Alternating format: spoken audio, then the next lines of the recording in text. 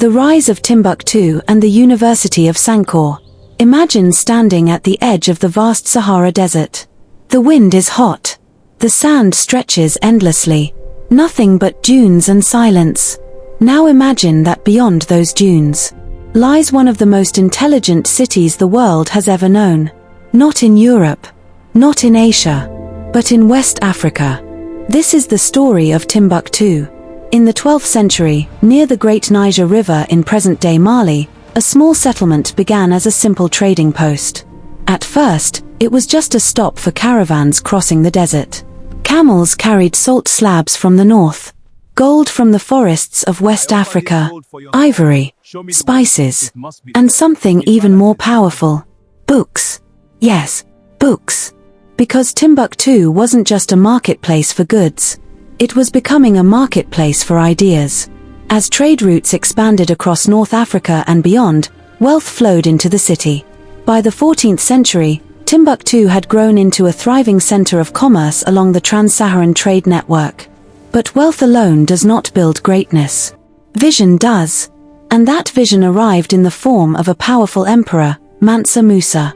Ruler of the mighty Mali Empire, Mansa Musa would become legendary for his riches. In 1324, he embarked on a pilgrimage to Mecca. His caravan was so grand, so heavy with gold, that historians say his generosity disrupted economies along his route. But gold was not his greatest investment. Knowledge was.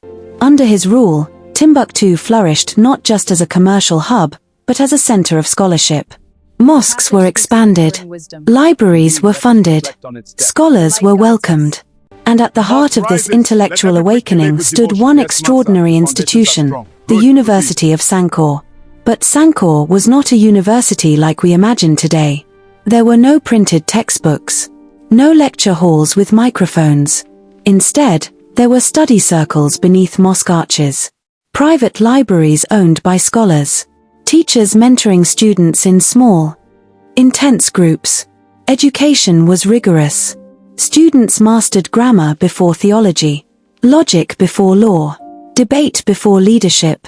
At its height, Timbuktu may have had around 100,000 residents and up to 25,000 of them were students. Think about that. A quarter of the city dedicated to learning. They studied mathematics, astronomy, medicine, law, geography, and philosophy. Scholars wrote hundreds of thousands of manuscripts carefully copied by hand, preserved in family libraries for generations. In Timbuktu, books were sometimes more valuable than gold. Knowledge was status. Scholarship was power. And news of this intellectual city spread far beyond West Africa. Travelers and scholars journeyed across deserts to witness it. One of them, Leo Africanus, later described Timbuktu as a place rich in books, learning, and scholarly culture. At a time when much of the world struggled through instability and transformation, Timbuktu was calculating astronomical movements, debating complex legal principles, and preserving classical texts. This was not myth, not legend, but documented history. Yet no empire remains untouched by time. In 1591, forces from Morocco invaded. Political control shifted.